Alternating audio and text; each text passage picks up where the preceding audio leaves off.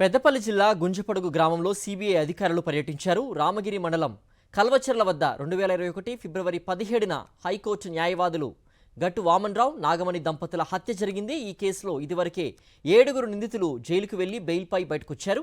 ఈ కేసులో మంతని మాజీ ఎమ్మెల్యే పుట్టా మధు హస్తం ఉందని గట్టు వామన్రావు తండ్రి కిషన్ రావు న్యాయ వ్యవస్థను ఆశ్రయించారు. దీంతో గట్టు వామన్రావు, నాగమణిల హత్య కేసును సిబిఐ విచారించింది.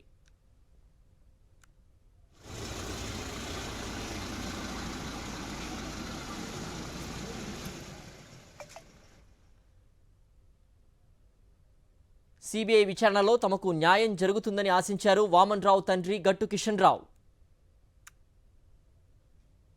గౌరవ సిబిఐ వారు ఈరోజు కమిషనరేట్కి వచ్చి కమిషనరేట్ నేరుగా గుంజపడగ గ్రామమైనటువంటి 2-93 మా ఇంటికి వచ్చి మా కుటుంబ సభ్యుల వివరాలు తీసుకున్నారు.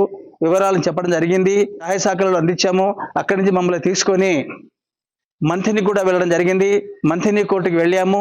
మంథిని కోర్టులో వామన్రావు, నాగమణి ఎక్కడ ఉన్నారు, వారి కారు ఎక్కడ ఉంది, తర్వాత ఎవరు రెక్కి నిర్వహించారనే విషయాలపై వాళ్ళు చెప్పడం జరిగిన తర్వాత కూడా ఎంఆర్ఓ ఆఫీసు పోయిన సంగతి కూడా చెప్పాము.